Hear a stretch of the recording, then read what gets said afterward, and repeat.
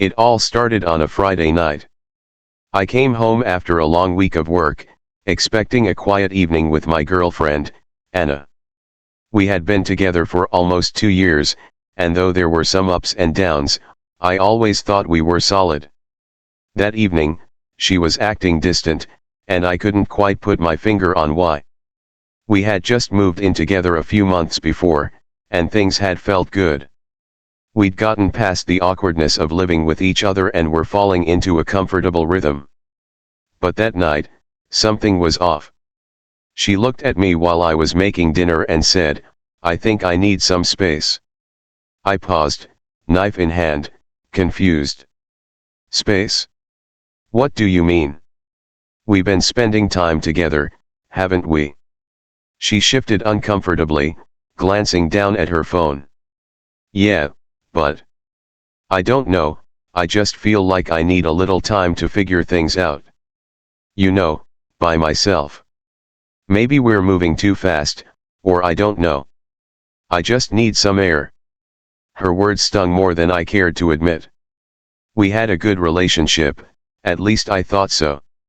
What had I done wrong? Trying to keep calm, I nodded. If that's what you need, I'll give you space. But can we talk about this? I mean, what's going on? Is everything all right? She was quiet for a moment before she shrugged. I don't know, I just need some time. Don't take it personally, okay? It felt like she was pushing me away with each word, and I didn't understand why. But I agreed, hoping that the space would give her whatever clarity she needed. I didn't want to push her, but I couldn't help feeling like something was changing. Over the next few days, things didn't get better.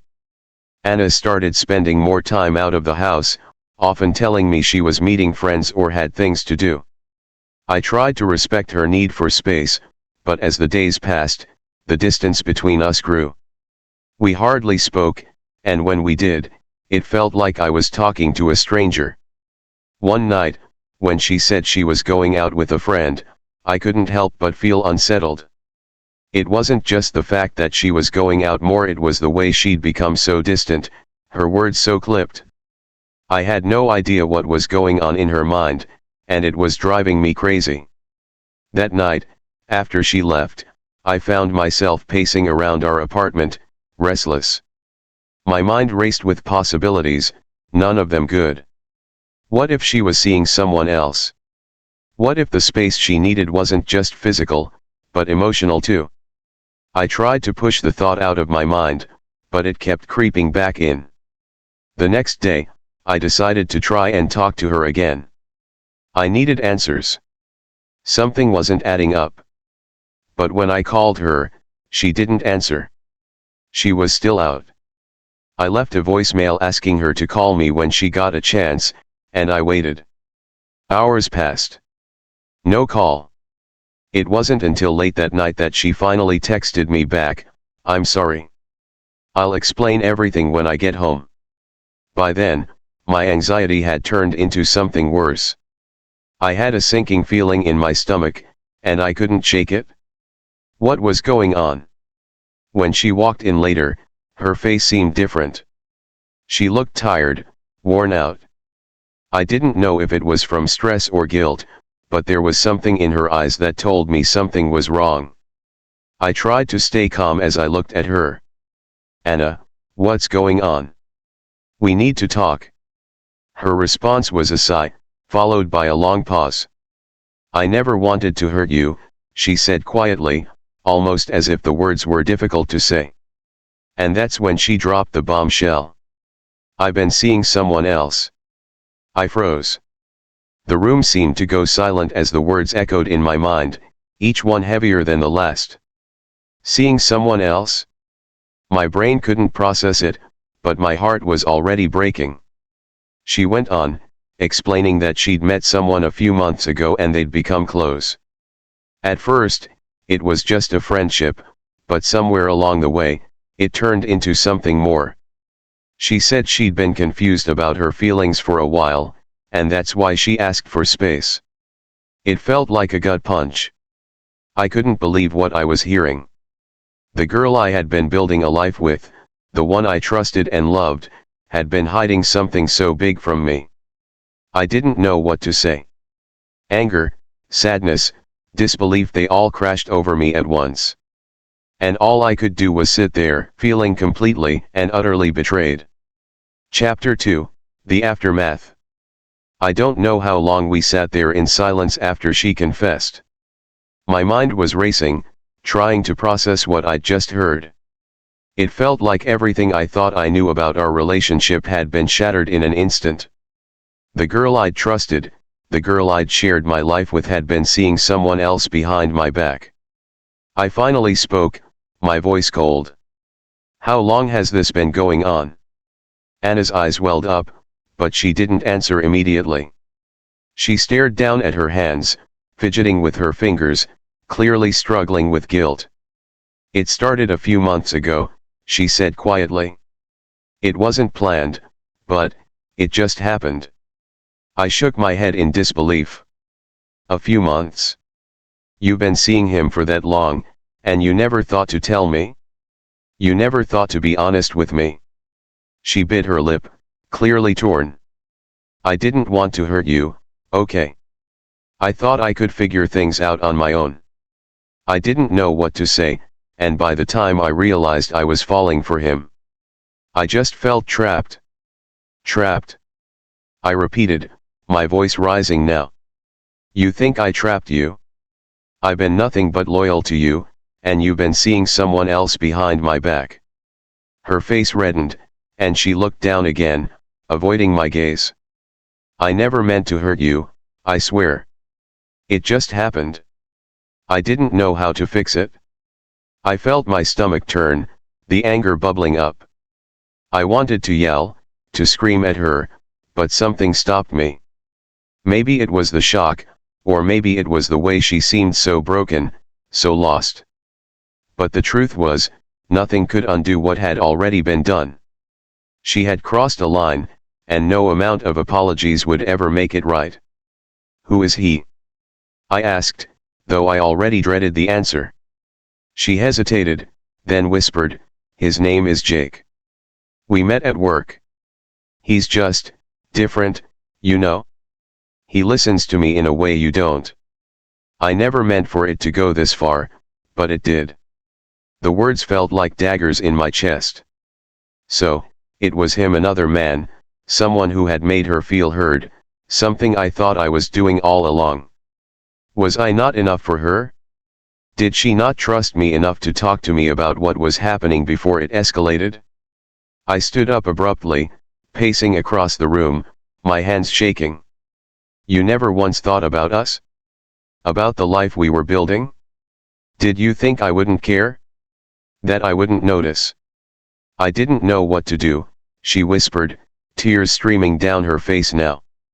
"I didn't want to lose you, but I didn't want to lie to you either." Her words only made me feel worse. If she truly cared, she wouldn't have allowed it to get this far. It wasn't just about the cheating, it was the lies, the betrayal, and the complete disregard for everything we had worked for. I felt the weight of the betrayal settle into my bones. "I don't know what to do now, Anna. I don't know if I can forgive you. I can't just forget this." She nodded, wiping her eyes. "I understand. I never wanted to hurt you. I know I've ruined everything." We sat there in silence for a long time, the tension thick between us. There were so many things I wanted to say, so many questions I needed answers to, but no words seemed to make sense anymore. Everything felt broken. Finally, I spoke, my voice barely above a whisper. "What now?" She shook her head, a quiet sob escaping her. "I don't know. I've been so selfish. I've hurt you in ways I never imagined. I love you, but I'm not sure if I deserve you anymore." I felt a lump in my throat. "You love me?" I repeated, almost in disbelief. "You love me, and you still chose him?" She looked at me, her face filled with regret. "I do. I've always loved you. But I've been lost for a long time. I didn't know who I was anymore. And when I met Jake, I got caught up in something I didn't know how to get out of. But that's not your fault. I couldn't hold back the hurt anymore. You didn't just get caught up in it, Anna. You chose to be with him. You chose to lie to me. And that's something I can't just look past. She nodded, her tears flowing freely now. I know. I know. I felt the anger mix with sorrow, and the reality of the situation sank in. This wasn't just a bump in the road that could be fixed with a conversation or an apology. It was a betrayal so deep that I couldn't see a way forward.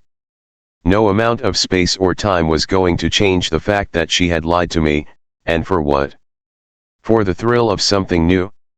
The excitement of being desired by someone else?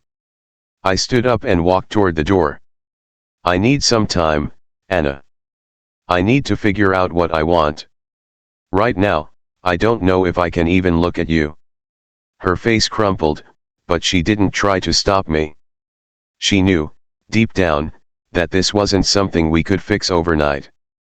I could hear her call my name as I walked out the door, but I didn't look back.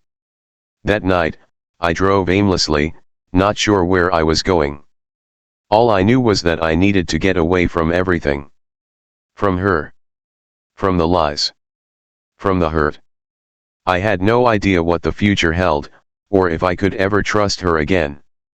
But I knew one thing for sure, the person I thought I knew, the person I thought I loved, was gone. And I had to figure out how to move on without her. Chapter 3, Searching for Answers. The days that followed were a blur. It felt like I was walking through life in a fog, unable to focus on anything except the overwhelming sense of betrayal that consumed me.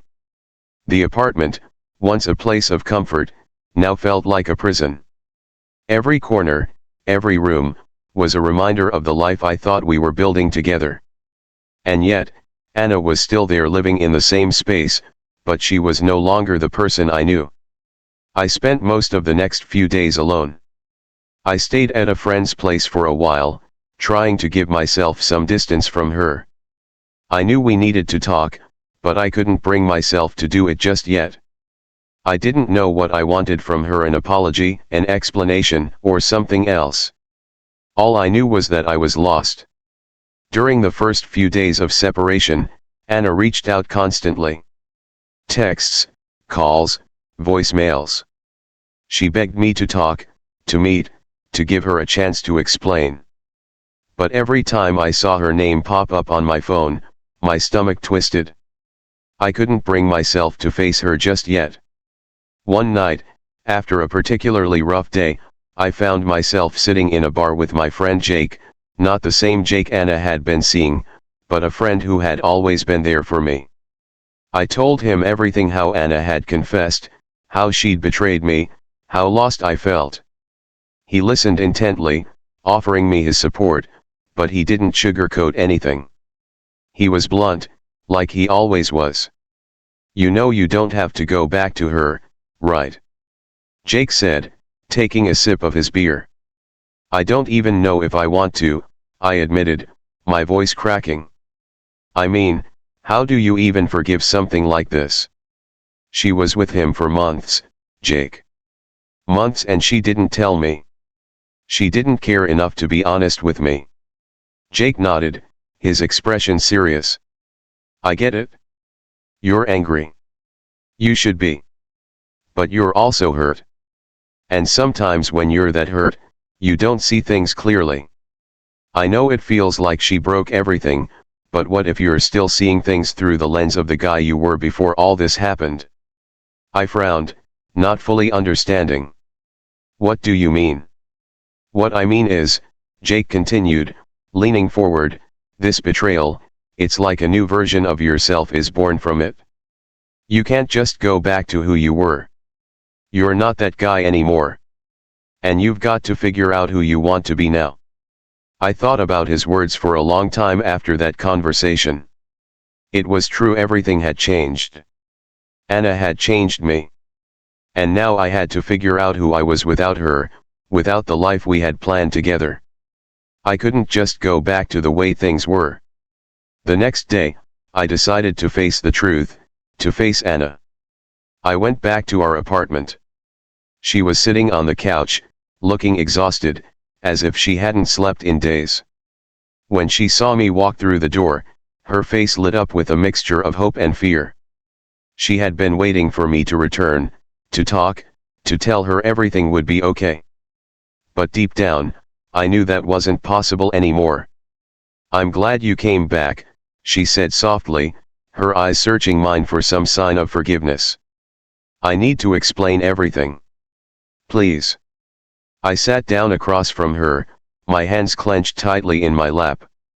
I had a million questions, but the one that kept circling in my mind was, why him? Why did she choose Jake over everything we had? Over me? "You said you loved me," I began, my voice shaking. "You said you wanted to be with me. And then, behind my back, you were with someone else. How could you do that? How could you betray me like that?" Tears welled up in her eyes again.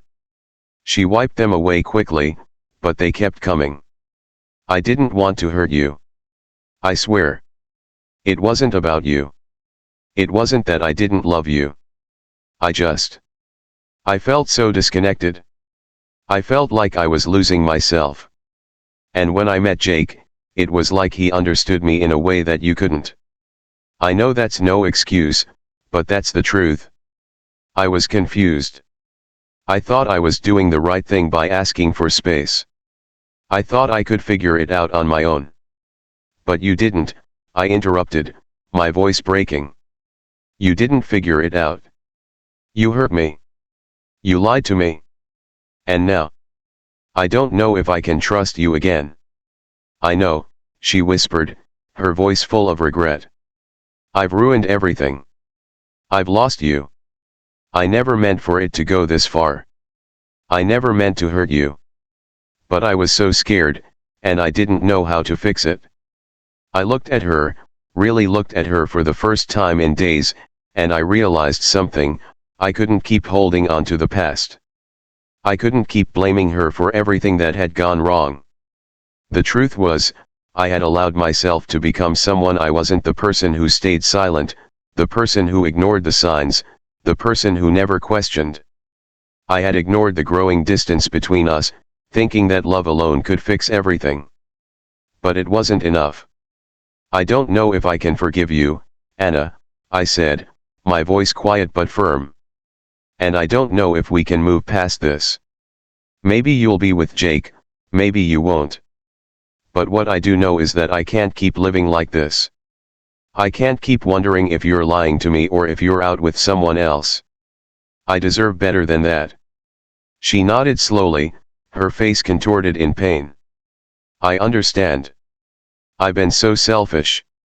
I stood up, feeling the weight of everything I was saying, but knowing that it was the only way forward for me. "I need to go. I need time to think. I need to figure out who I am without you." Anna didn't stop me this time. She didn't try to beg me to stay. She knew, deep down, that I was right. We were both lost, and no amount of apologies would fix what had been broken. As I walked out the door, I took one last look at the life we had built together. It was over. But in that moment, for the first time in weeks, I felt like I was starting to heal. I didn't have all the answers, and I didn't know where my future was headed, but I knew that whatever came next, I had to do it for me. It was time to find myself again. Chapter 4, The Silence of Moving On. The days turned into weeks, and I found myself living in a strange limbo. I wasn't quite back to my old self, but I wasn't drowning in pain either. The initial shock had started to fade, replaced by an unsettling emptiness. I spent a lot of time in my head, replaying the conversations with Anna, the moments where everything had seemed perfect, the moments when I should have seen the signs that something was wrong. I couldn't change the past, but I needed to figure out how to move forward. I stayed at Jake's place for a while longer. It wasn't that I didn't have anywhere else to go, I just couldn't bring myself to return to the apartment we had shared. It felt too final. Too much like closing the door on everything I thought I had. Staying with Jake felt like a buffer between the life I had before and the life I was about to build. I avoided seeing Anna. At first, she kept texting me, asking if we could meet, asking for another chance to talk. But each time, I ignored her messages, convincing myself that the more space I put between us, the better it would be for me in the long run. I couldn't handle seeing her, hearing her apologies, listening to her plead for forgiveness. The truth was, part of me wasn't sure if I would ever forgive her. And even if I did, I didn't know if I could ever trust her again. It wasn't until one night, nearly a month after everything had fallen apart, that I finally decided to face it. I called Anna. The phone rang for what felt like an eternity before she answered. "Hello." Her voice was soft, fragile, like she wasn't sure what to expect. I exhaled, trying to steady myself. "We need to talk. I don't know how we can fix this, or if we even should, but I don't want to keep running from it." "I've been waiting for you to call," she said, her voice cracking. "I've been so scared that you'd never want to talk to me again.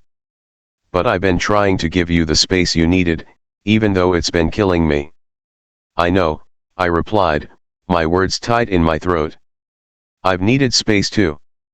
But it's been hard, Anna. Really hard. I've spent the last few weeks wondering if I'm even the same person anymore. Wondering if I can even trust myself, let alone you." She paused, then whispered, "I don't expect you to trust me. I don't expect you to forgive me. I just want you to know how sorry I am. I know I can't undo the damage I've done. But I've been thinking a lot, and I realize now that I've lost something that was worth more than anything I ever thought I needed." I didn't respond right away. Her words stung, but I also knew that no amount of apologies would change what had happened. The betrayal had left a scar, and I wasn't sure how or if it could ever heal. "I've had time to think too," I said after a long pause.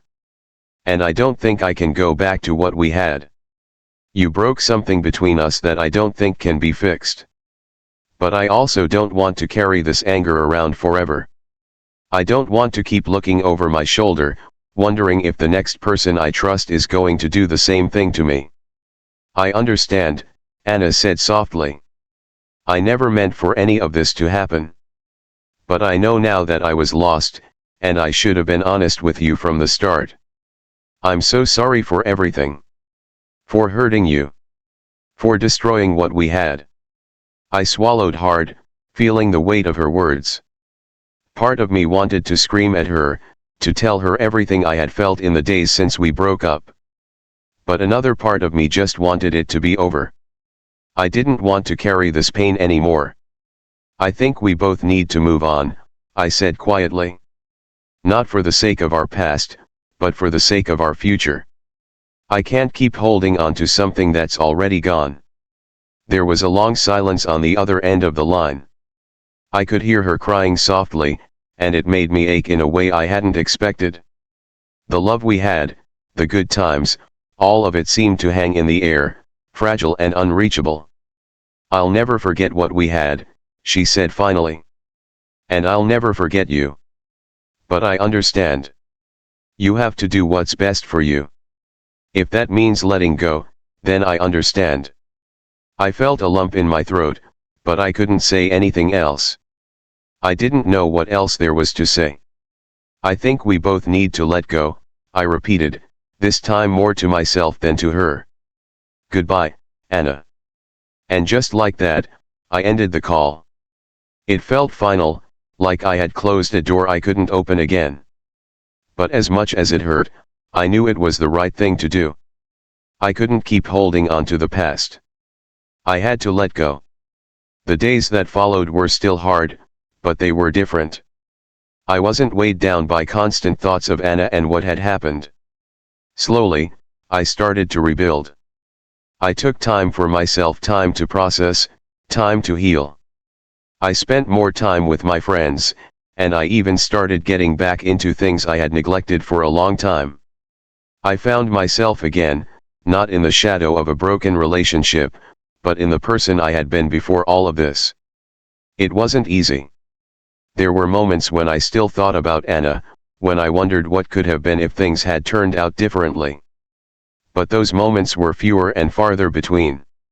I realized that sometimes the hardest thing you can do is walk away from something you once thought would last forever. And even though I wasn't sure what the future held, I knew I was stronger now. I had survived, and I would keep going. As for Anna, I don't know what happened with her.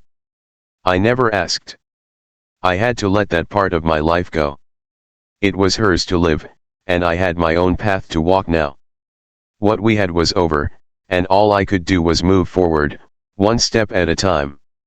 And in the end, that's what I did. Chapter 5, Rebuilding, Piece by Piece. Months had passed since I last spoke to Anna, and though I was far from over everything that happened, I was starting to feel more like myself again. The emotional weight of the betrayal still hung around me like a shadow, but I was learning to live with it. I was learning how to move forward, even if it felt slow and uncertain. I moved into a new place, a small apartment on the edge of the city. It wasn't much, but it was mine. It felt like the first step toward reclaiming my independence, away from the ghosts of the past. The new space was quiet and simple, and that's exactly what I needed: space to breathe, to think, to be. I spent a lot of time reflecting on what had happened. I wasn't sure if I would ever have the full answers or the closure I thought I needed, but I realized that the most important part of moving on wasn't finding out why Anna had done what she did, or whether Jake was better for her than I was. The most important thing was realizing that I deserved better than what she gave me, and better than the version of myself that had stayed in that relationship even when I knew something wasn't right. I began to take more time for myself, something I hadn't done in a long time. I'd always been the guy who put others first, especially in my relationships. But now, I was starting to learn how to prioritize my own needs. I joined a gym, something I'd been putting off for months.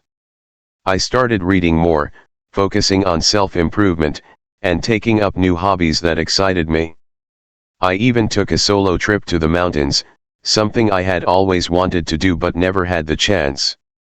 The quiet of being alone in nature felt like a reset. I had the space to think clearly and sort through my feelings. I thought about what I wanted from my next relationship, the kind of partner I wanted to be, and most importantly, what kind of man I wanted to become.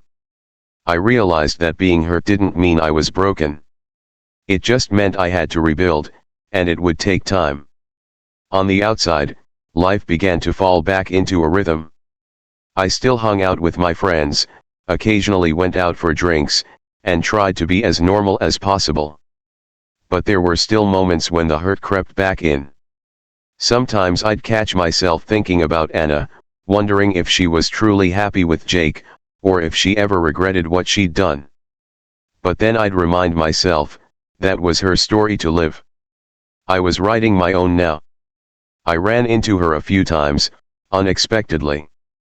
The first time, I saw her at a cafe across the street from my apartment. She was sitting by the window, staring out, lost in thought.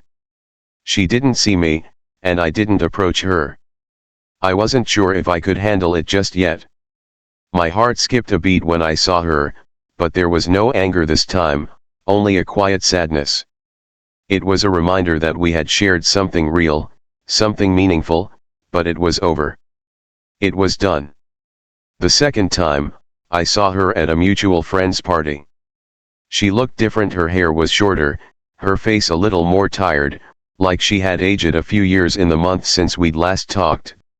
She saw me almost immediately and froze, her eyes wide with a mix of regret and fear. I could see she wanted to say something, but she didn't. Instead, she quietly excused herself from the group and slipped away into the crowd. I didn't go after her. I didn't need closure from her anymore. I had already gotten what I needed, the space to heal, the strength to move forward, and the realization that I could still have a full and happy life without her. We had been good for each other once, but not anymore. That was something I was finally coming to accept. As I continued to rebuild, something inside me shifted. I began to open up to the idea of love again, not in the sense of rushing into another relationship, but in allowing myself to trust people, to make connections, and to know that I was capable of giving and receiving love without the fear of betrayal holding me back. I wasn't broken, I was just learning how to be whole again. One evening, I found myself sitting in the park, watching the sun set over the horizon. The cool breeze rustled through the trees, and for the first time in a long while, I felt at peace. The hurt was still there, somewhere deep inside me, but it was no longer all-consuming. I had learned to live with it, and in doing so, I had become stronger. I couldn't change the past, and I couldn't undo the mistakes Anna and I had made, but I had control over the future. I could choose to be happy. I could choose to forgive myself for letting things get so far. I could choose to grow. And maybe, just maybe, I could choose to love again. But for now, I was content with who I was, someone who had faced the hardest thing he'd ever been through, and come out on the other side, stronger and more self-aware than ever before.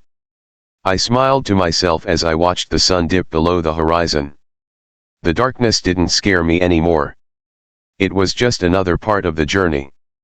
And I was ready for whatever came next. Chapter 6, The Road Ahead. The weeks turned into months, and slowly but surely, I began to feel the weight of my past relationship shift from something that defined me, to something that was just a chapter in my life. The pain, though still present at times, didn't control me anymore. I had learned how to live without the constant ache that had once gripped my chest. One Saturday afternoon, I met up with Jake at the same bar we had visited countless times during the darker days.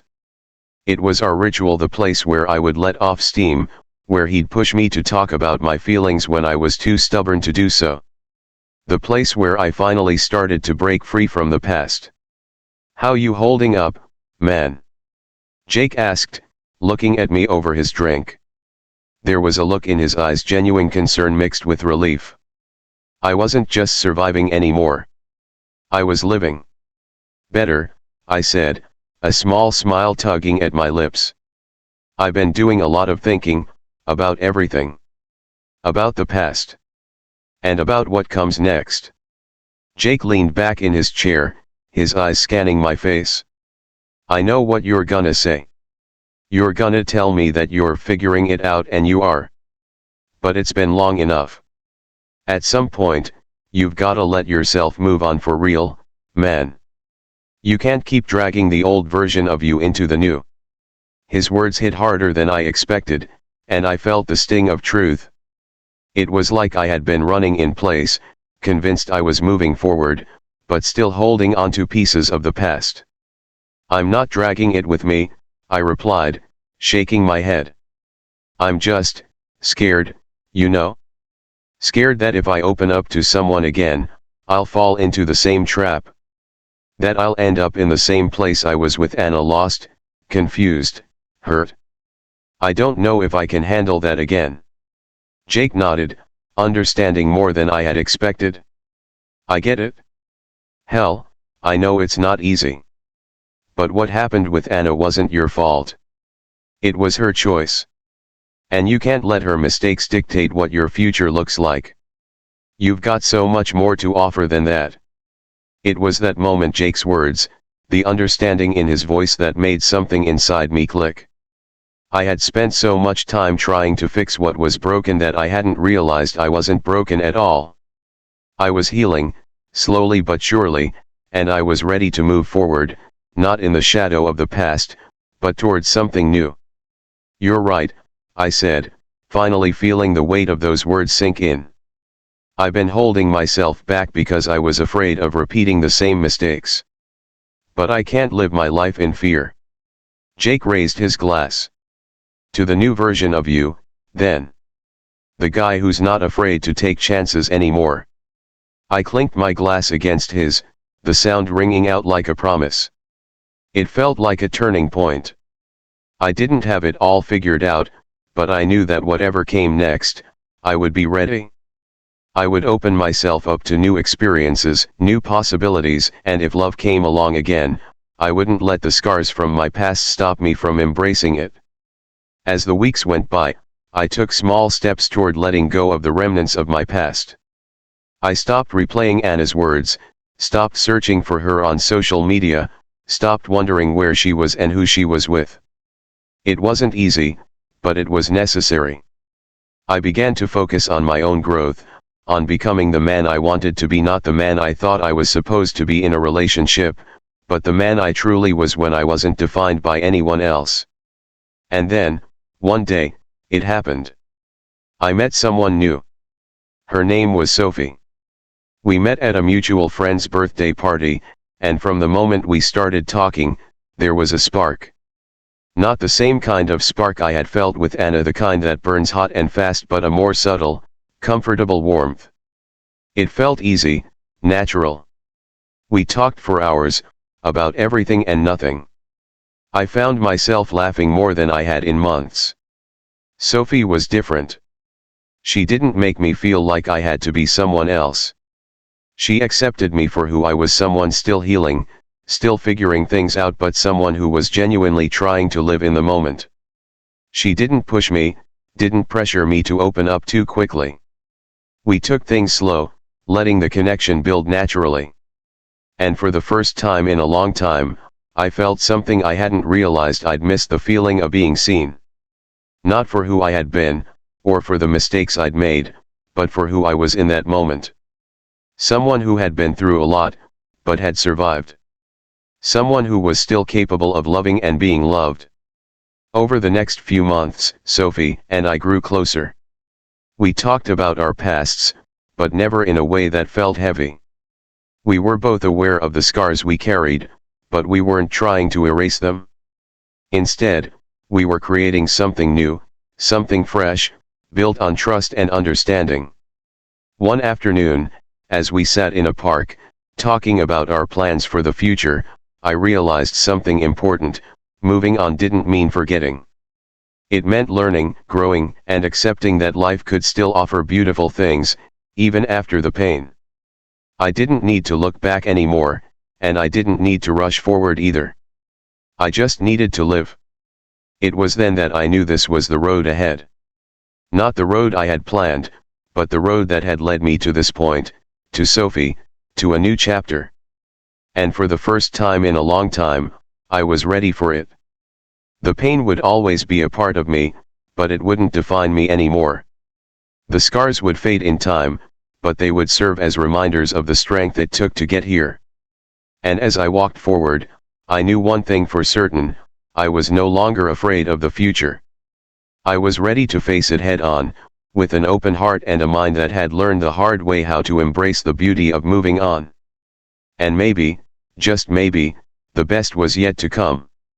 Chapter 7, Embracing New Beginnings.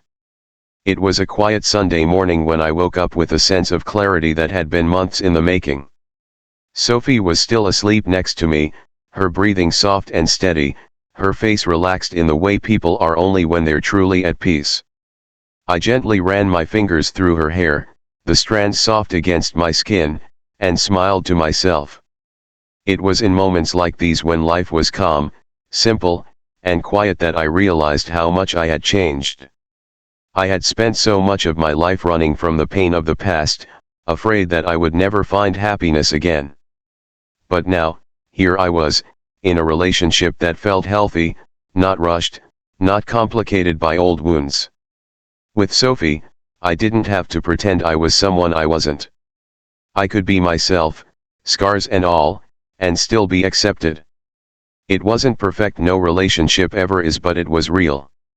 And that was enough. As the days passed, I found myself letting go of even more of the baggage I'd been carrying. My phone buzzed one afternoon, and I saw a text from a number I didn't recognize. I almost ignored it, assuming it was a spam message or a wrong number, but then something made me open it. It was a message from Anna. I heard you moved on, it read. I just wanted to say I'm sorry for everything. I hope you're doing okay. I felt a mix of emotions reading those words: surprise, a little sadness, but mostly a sense of peace. The old me might have felt compelled to respond, to dive into a conversation about the past, to search for closure. But the new me? I didn't need that anymore. I had already let go of what happened. I had already found peace.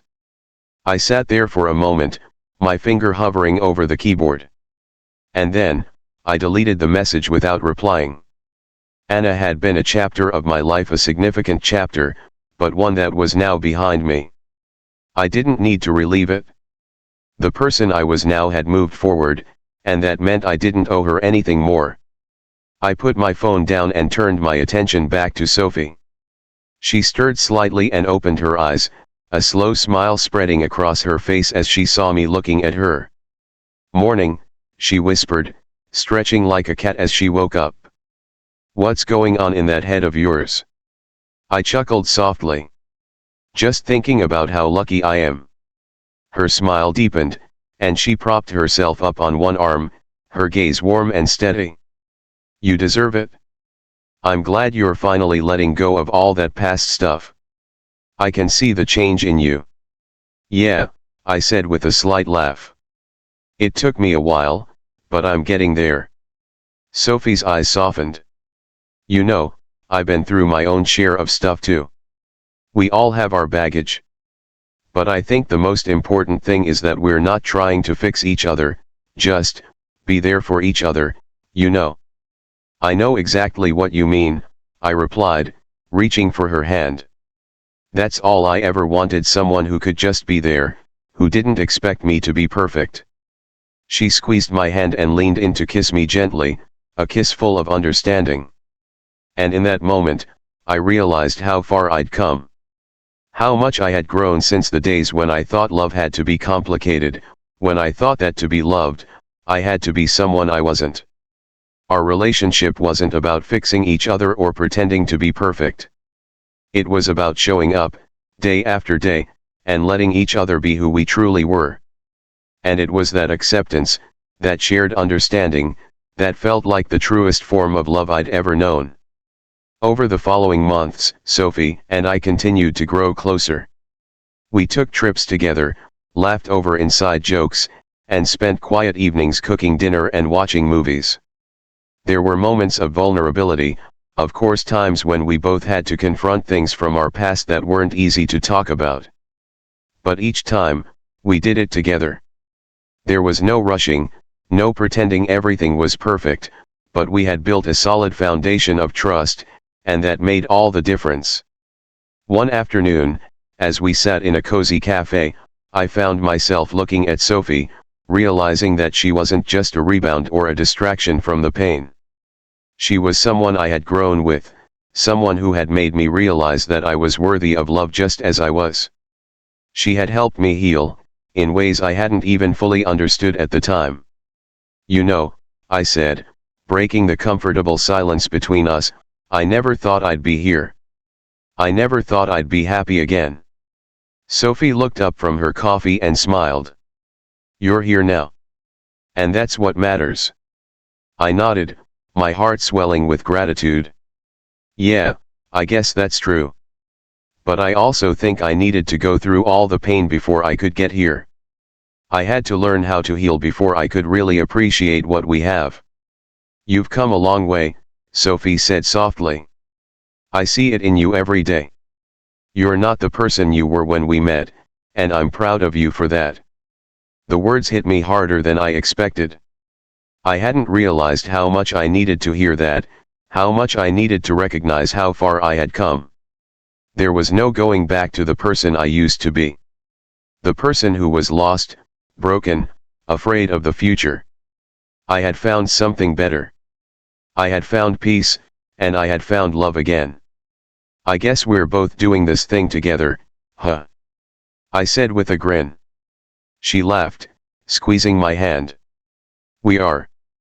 And I wouldn't have it any other way." For the first time in a long time, I felt completely at peace with who I was, with where I was in life, and with where Sophie and I were headed. I knew the road ahead wouldn't always be easy, but with her by my side, I was ready for whatever came next. We didn't need to be perfect. We just needed to be real. And that was enough for me. And as the years passed, I realized that life is full of unexpected turns. But sometimes, it's those turns that lead us to exactly where we need to be. And in the end, I found that the best kind of love isn't about chasing perfection. It's about finding someone who sees you for who you are, scars and all, and chooses to love you anyway. That was the love I had found with Sophie.